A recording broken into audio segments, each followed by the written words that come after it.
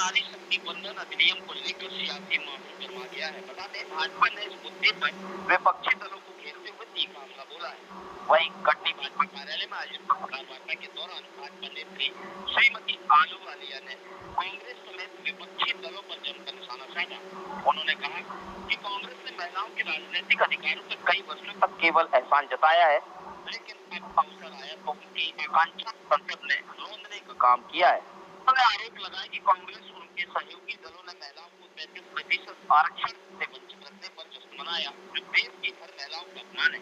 उनका कहना था कि Congress, DMK, TMC, Samajwadi party और इंडियन गठबंधन ने इस ऐतिहासिक अवसर को बाधित करने का काम किया है, जिसका भाजपा विरोध करती है।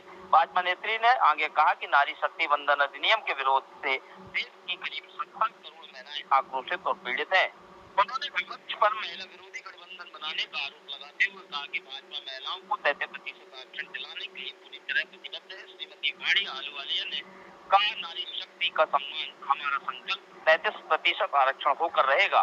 फिलहाल नारी शक्ति बंधन अधिनियम को लेकर सियासी बयानबाजी तेज है और आने वाले समय में यह मुद्दा और गरमाने के आसार है। नारी शक्ति वंदन अधिनियम जो गिरा है संसद में, और उसके जो विरोध प्रदर्शन कोने कोने में हो रहे हैं, पूरे देश में आधी आबादी यानी कि 70 करोड़ महिलाएं आक्रोशित है, पीड़ित है, क्योंकि उनका अपमान किया गया है। ये हमारी जो कांग्रेस की मानसिकता है और अन्य जो विरोधी दल उनके साथ एक महिला विरोधी गठबंधन बनाकर जो इस कृत्य को अंजाम दिए हैं, उसी के संदर्भ में नारी शक्ति में जो बंधन अभी फिलहाल धरातल में चला गया, उसके लिए आगे आप लोग क्या करेंगे? देखिए, हम भारतीय जनता पार्टी के कार्यकर्ता होने के नाते ये सिद्ध करेंगे कि हमारा संकल्प सिद्धि तक होगा पूर्ण, और हमने जो कहा है हम करके छोड़ते हैं। इसलिए नारी शक्ति 33% आरक्षण भी होकर रहेगा और महिलाओं को उनका अधिकार भारतीय जनता पार्टी की सरकार दिलाकर रहेगी।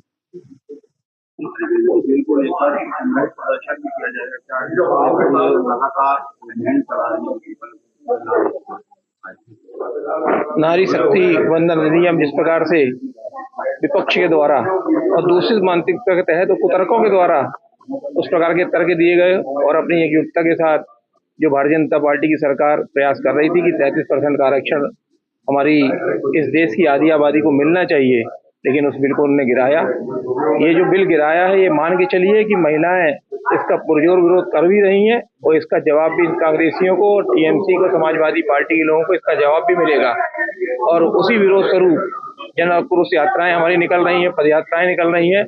आप ये मान के चलिए ये समाज का मुद्दा है, पूरी नारी शक्ति का मुद्दा है, और इन्हीं जन आक्रोश यात्राओं और पद यात्राओं के माध्यम से हम लोग लगातार इसका विरोध करेंगे। और भारतीय जनता पार्टी की सरकार, आप ये मान के चलिए कि नारी शक्ति बंधन अधिनियम निश्चित तौर पर अपने उसको पारित कराकर महिलाओं को हक दिलाने के लिए हम लोग पूरा प्रयास करेंगे। हम लोग लगातार इसके लिए अपने जो भी हमें करना पड़ेगा, आंदोलन करना पड़ेगा, यात्राएं करनी पड़ेंगी, प्रचार प्रसार करना पड़ेगा, जागरण करना पड़ेगा, हम इसके लिए लगातार कार्य करेंगे।